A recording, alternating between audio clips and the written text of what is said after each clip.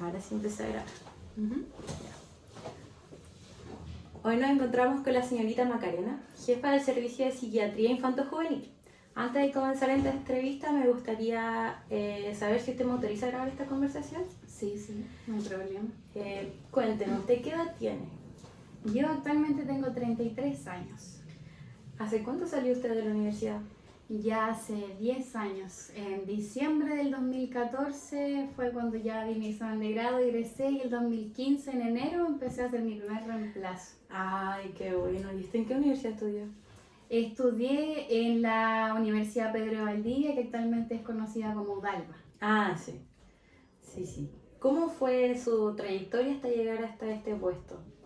Mi trayectoria laboral, desde Sí. que empecé a trabajar.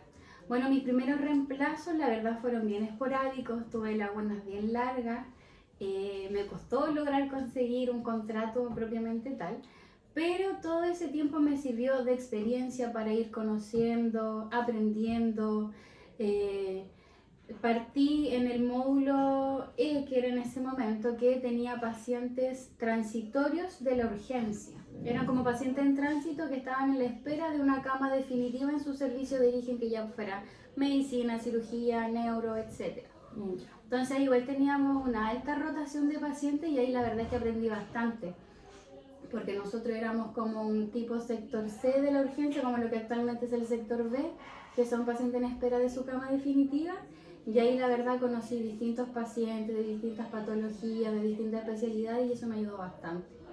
A también aprender a ser rápida con todo lo que es lo administrativo, el papeleo, ingreso,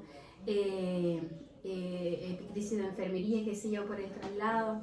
Entonces eso me fue dando y ayudando a generar mejores habilidades para poder hacer mi trabajo. Después trabajé en lo que es cirugía indiferenciada, que era el mismo módulo en realidad, que con el tiempo cambió y empezó a recibir solo pacientes de cirugía. En eso estuve aproximadamente un año entre reemplazos, donde también tenía lagunas. Y en el 2018 ya empecé a tener como un poco más de estabilidad, por así decirlo, que empecé a reemplazar.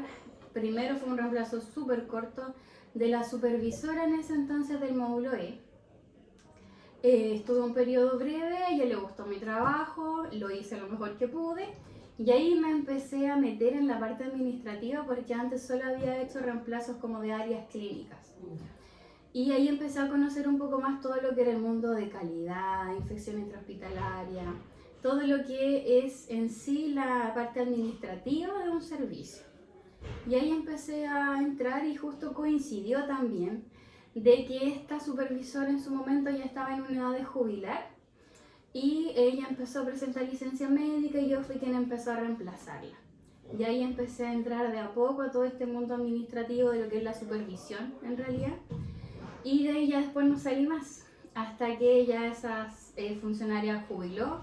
Yo postulé a mi cargo y en el 2022 ya por fin logré tener el contrato como enfermera supervisora del módulo E en ese entonces.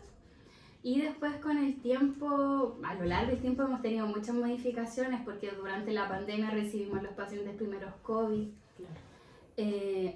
Los primeros pacientes COVID, lo dije al revés. Entonces a lo largo de mi trayectoria hemos tenido modificaciones y hemos tenido que empezar desde cero varias veces. El año antepasado, el 2023, se inició acá también en este mismo espacio físico lo que es la unidad transitoria de psiquiatría infanto-juvenil. En ese entonces se reclutó el personal para ello, pero acá se inició trabajando con el equipo que venía desde antes, y en ese intertanto yo decidí postular a lo que es la supervisión de psiquiatría infanto-juvenil, porque lo vi como una oportunidad, la verdad, para yo empezar a forjar mi carrera como supervisora también, iniciando un servicio desde cero. Ha sido un largo camino, harto trabajo, harto esfuerzo, sacrificio, pero la verdad es que a mí igual me gusta siempre estar aprendiendo, y creo que la enfermería siempre nos va a dar eso, de siempre estar aprendiendo algo nuevo y algo distinto. Porque si tú me preguntas, el trabajo que hago hoy en día me lo enseñaron en la universidad, fue solamente una pincelada. Me imagino. Y lo mismo que pasa con los clínicos. En la universidad realmente es como bien superficial la información que te dan, pero ya trabajar in situ es distinto. Entonces todo eso me fue abriendo camino y hoy en día estoy aquí como supervisora ya de psiquiatría infanto-juvenil y estamos dando pie para poder iniciar desde cero este servicio porque todavía estamos funcionando de manera transitoria, pero esperamos que en unos meses más ya se pueda completar el servicio como tal. Nos tienen que autorizar o dar las autorizaciones sanitarias para poder echar a andar una construcción que está en este momento haciéndose atrás de los módulos. Ay, mira, qué bueno. Qué bueno que está todo eso en proceso. Sí. Sí, menos mal. Necesitaban un servicio solamente de ustedes. Exacto, y aparte era una necesidad a nivel de institución, porque hubo varios casos y situaciones donde habían adolescentes o menores de edad que requerían una hospitalización en un área de psiquiatría, pero no estaba implementada en este hospital. Lo más cercano era Talcahuano, Concepción, Penco, y las posibilidades de derivar a la macrored igual son complejas. Claro. Entonces fue una necesidad y se empezó a implementar desde el 2023. Qué bueno que está todo eso. Para comenzar esta entrevista le quiero comentar el propósito. El objetivo es conocer su trayectoria, experiencia y reflexiones como profesional de enfermería con el fin de analizar factores y características que han contribuido en el desarrollo de su liderazgo transformacional, entendiendo este liderazgo como aquel que motiva, inspira y como que ayuda a cumplir las metas de todo el servicio, fomentando el cambio positivo y el desarrollo personal y profesional de todo el equipo. ¿Le parece si comenzamos con las preguntas? La primera es, ¿qué le motivó a elegir la carrera de enfermería? ¿Qué me motivó? La verdad, yo en mi adolescencia, cuando estaba en el colegio, estudié en un colegio técnico. Y ese colegio tenía como carrera, entre comillas, porque los colegios tienen ciertas carreras, por así decirlo, los técnicos, que se llamaba Atención de Enfermería, que era como esto para poder apoyar, cuidar pacientes, cuidar postrados, como prestar apoyo en ese sentido, era como cuidador. Nos enseñaban lo básico de la enfermería, ahí empecé a relacionarme con la enfermería porque tampoco entendía bien de lo que trataba. Aprendí varias cosas durante el proceso del colegio, incluso nos enseñaron a puncionar, me acuerdo, varias cosas de enfermería. Y ahí como que me quedó gustando, la verdad, y el tema de ayudar a la gente. Siempre me he caracterizado por ser empática y ayudar. Y creo que eso me motivó para poder estudiar enfermería, además de mi familia, que mi familia también me decía, quizás eso te va a servir, o es una carrera que se acomoda a ti.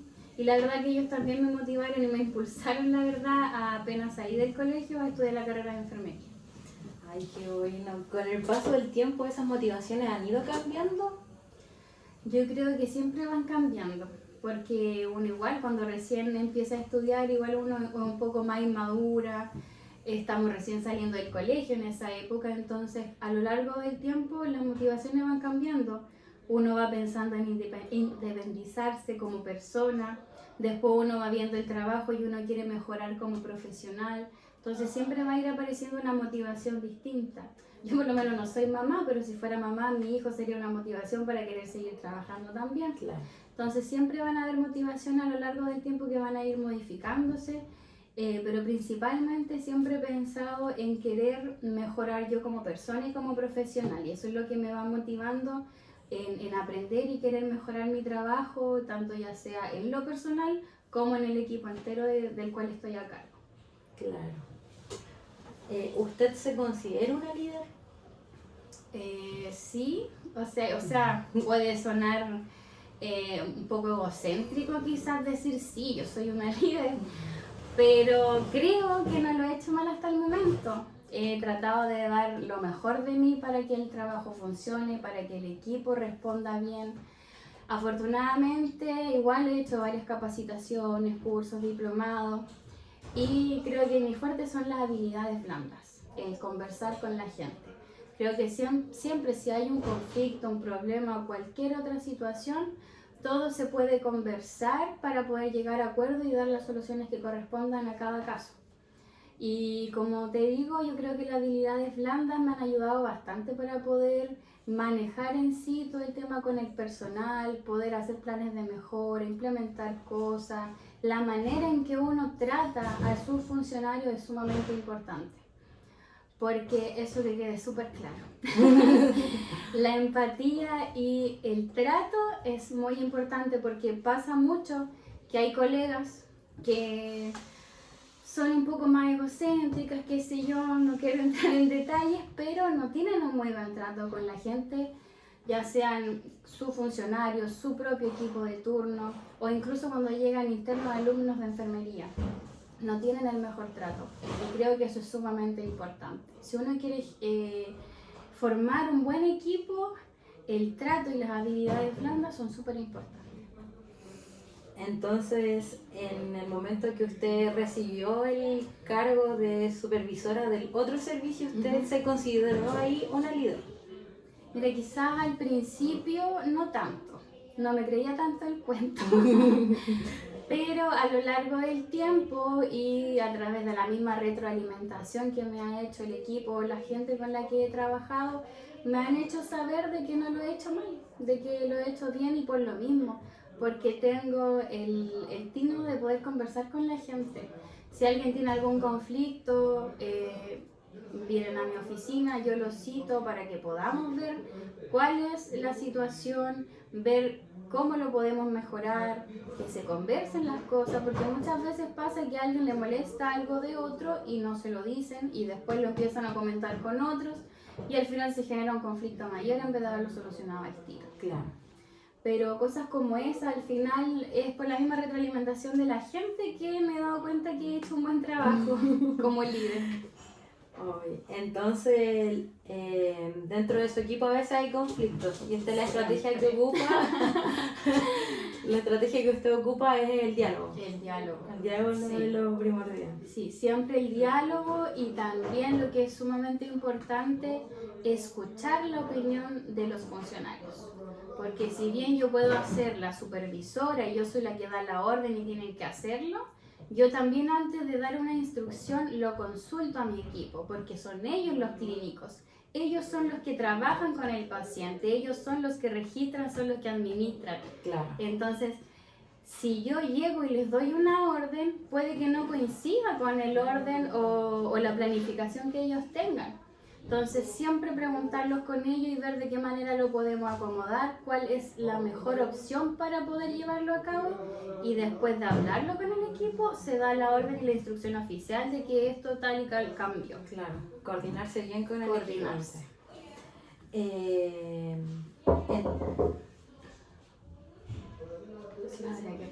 ¿Sí? ¿Qué consejo le daría usted a un enfermero que quiera desarrollar un rol como líder? Como primer consejo, que aprenda a desarrollar sus habilidades blandas, la escucha activa y la empatía. No solamente yo designar o delegar una función nueva para que esto mejore, sino que si queremos que la unidad mejore como tal, siempre escuchar a nuestros funcionarios, porque ellos son los que ejecutan las tareas. Los enfermeros, los técnicos, los auxiliares son los que realizan en sí cada actividad para que se pueda desarrollar un buen día laboral, para que se pueda desarrollar una atención de calidad para nuestros pacientes. Desde su perspectiva, ¿cómo cree que cambiará el rol de un enfermero líder en 10 años? En realidad, yo creo que en 10 años, a lo largo de este periodo, uno puede cambiar como persona, ya sea en lo personal o en lo profesional, pero hay cosas que uno como líder no podemos cambiar, que son las cosas que mencionaba anteriormente. Escuchar a nuestros funcionarios, escuchar sus opiniones, tomarlas en cuenta, considerarlas, conversar en equipo, hacer planes de trabajo, planes de mejora para poder desarrollar bien nuestro trabajo, e implementar actividades o funciones nuevas que vayan en pro de la atención de nuestros pacientes, de nuestro usuario, y poder entregarle una atención de calidad.